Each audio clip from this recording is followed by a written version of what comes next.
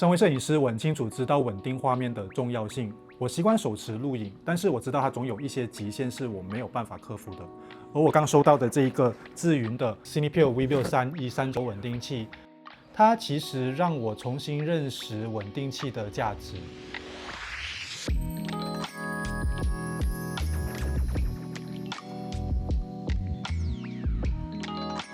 这个黑灰色搭配的外观其实还蛮不错的，因为我有太多全黑的摄影器材，所以这个对我来讲是蛮有新鲜感的，而且它的这个握柄的那个手感还蛮不错。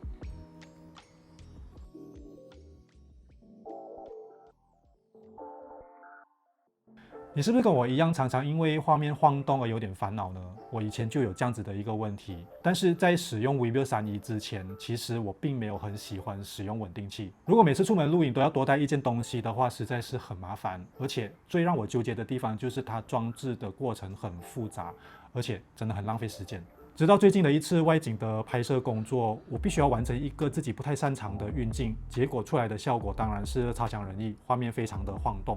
当下我就有一个非常强烈的想法，就是我应该要去买一支稳定器了。没有想到在机缘巧合之下，我就拿到了这一个 VIVO 3E 3轴稳定器。那我就想说，再给它一次机会吧。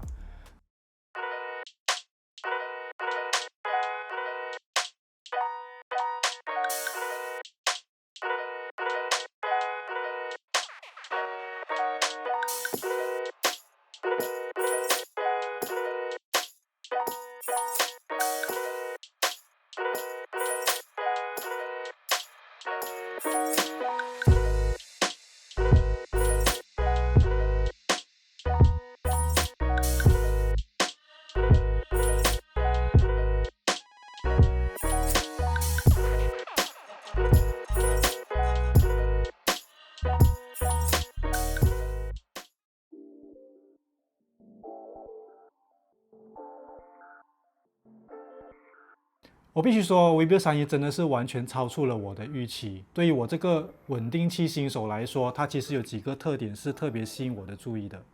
VIVO 3E 只有1公斤，而且它的体积只有 A4 纸一样的大小。它不仅仅轻巧，而且它能够承载高达3公斤的相机。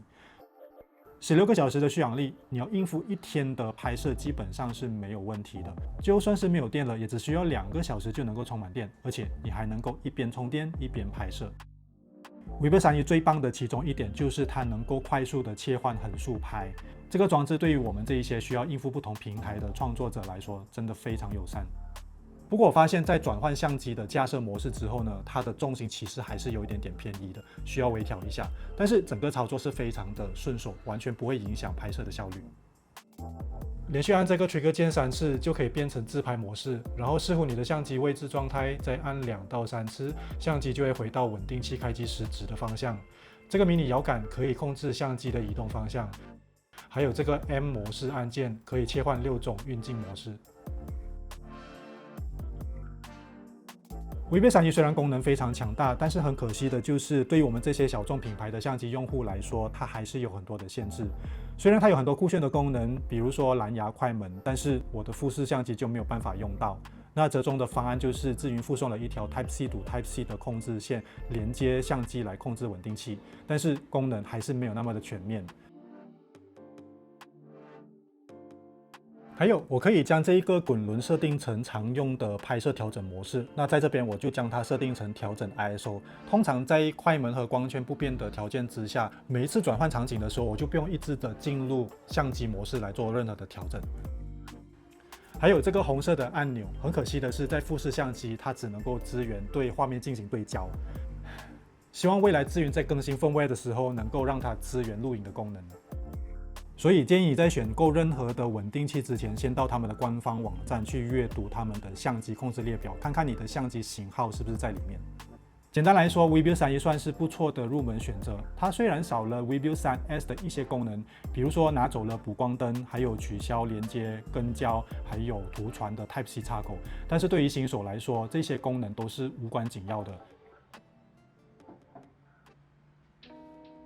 在用 VIVO 3E 一段时间之后，我必须要跟大家说说稳定器的优势。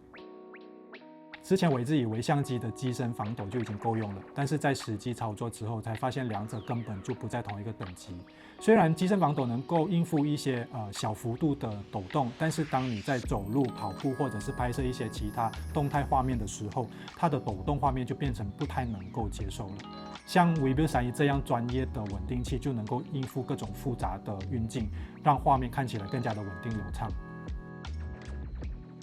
很多人认为要拍摄稳定的画面，三脚架就是最可靠的选择。当然没错，三脚架能够提供最稳固的支撑。但是如果你要拍摄一些动态画面的时候，或者是频繁更换拍摄角度的时候，三脚架的笨重和缺乏灵活性就变成一大限制。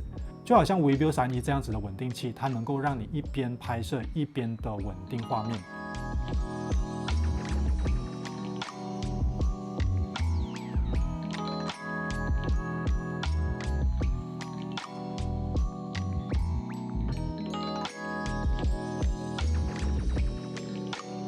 Webuild 3E采用了更先进的增稳技术，再配合强大的电机性能，基本上能够支援各种尺寸的相机，轻松完成各种运镜。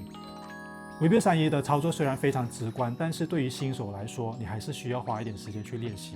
那练习的第一步就是将相机稳稳的固定上去。我在组装的时候才发现到，如果相机的镜头直径过大的话，将会导致稳定器的底座和镜头过于贴近，然后影响焦距的调节。解决的方法很简单，就是为相机加一个 cage， 这样就可以轻松解决问题了。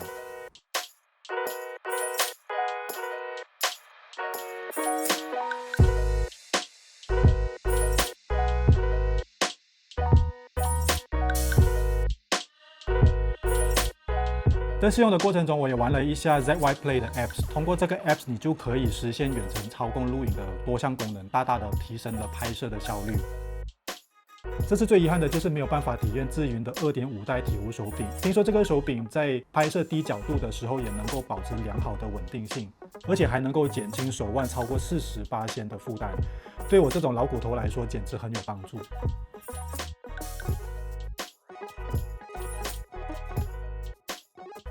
这次体验 Webuild 3E 让我对稳定器有进一步的认识。以前我觉得稳定器就是拍摄那一些酷炫的画面，但是我现在发现稳定才是最关键。虽然它在小众相机的兼容性上面还有提升的空间，但是对于不想要花大钱的创作者来说 ，Webuild 3E 确实是一个不错的选择。这次的分享就到这里。如果你对智云 Cinepil Webuild 3E 感兴趣的话，欢迎在下方留言，或者是点击下方的链接了解更多的产品详情。我是陈杰，我们下次聊，拜拜。